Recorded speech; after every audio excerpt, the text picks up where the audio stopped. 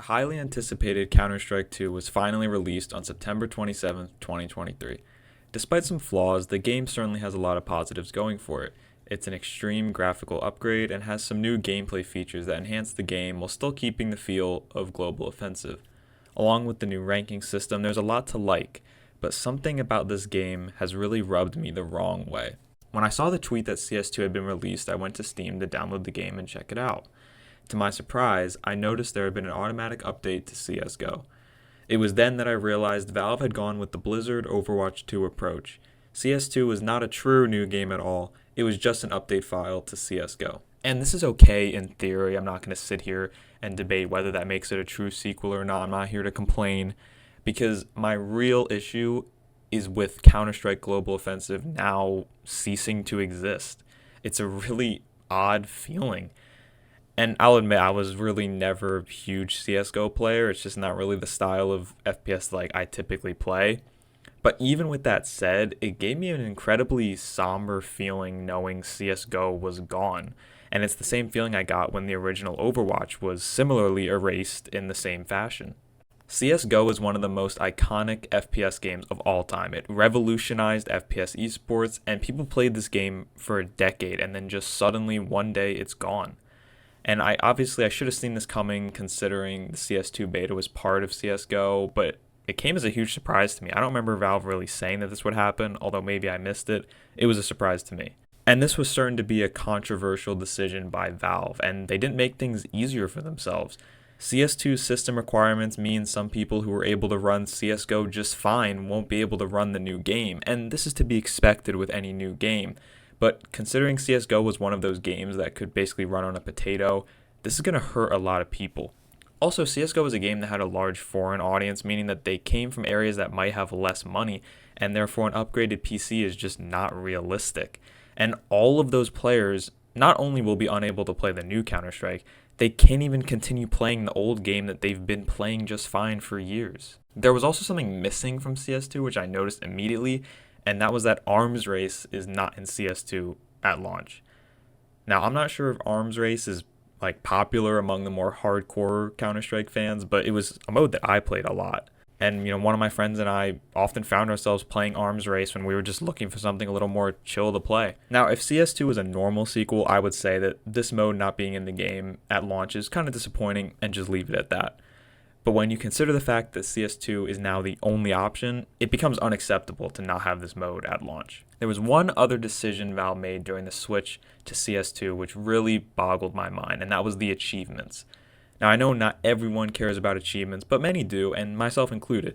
Personally, I prefer going for the trophies on PlayStation and getting those platinum trophies, but there are many people who achievement hunt on Steam. CSGO had 167 achievements, and people spent hundreds of hours going for them all. But when the CS2 update was released, all of the achievements from CSGO were erased. They're just gone completely. There's no way to get them back. There's no way to display on your profile that you at one time had them. And as if this wasn't bad enough, Valve decided they weren't even going to replace those old achievements with new ones. CS2 has just one single achievement, and you just get it by just opening the game.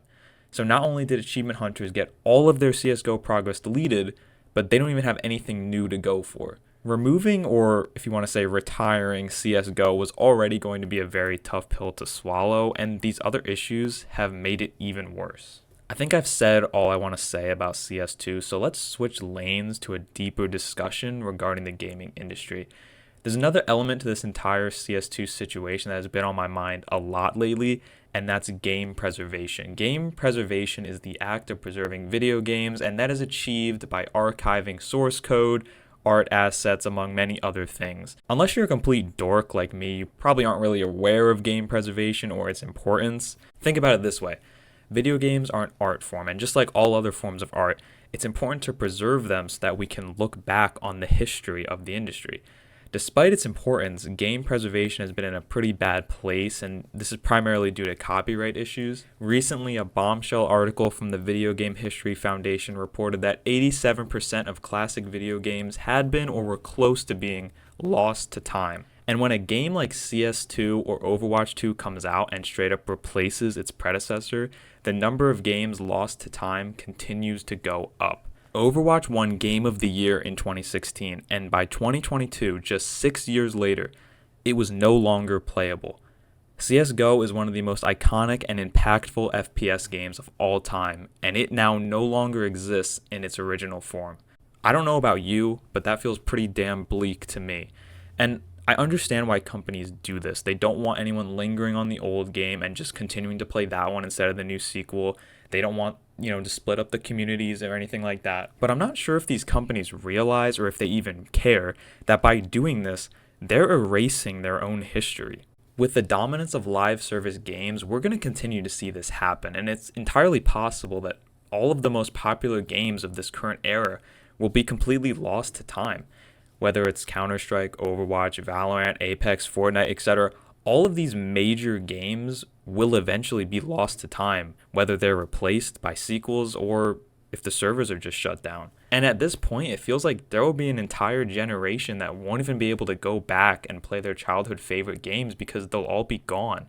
It's a scary, sad thought. I'm not really sure what the conclusion is here. Game preservation is an incredibly complex issue, and it's one that I'm certainly not an expert on. What I do know is the gaming industry is going down a very risky path. Live service games and sequels completely replacing their predecessors is a slippery slope in my opinion. For now, games like Overwatch 2 and Counter-Strike 2 are rarities, and I sincerely hope it will stay that way. But sadly, I think we all know how this is going to go.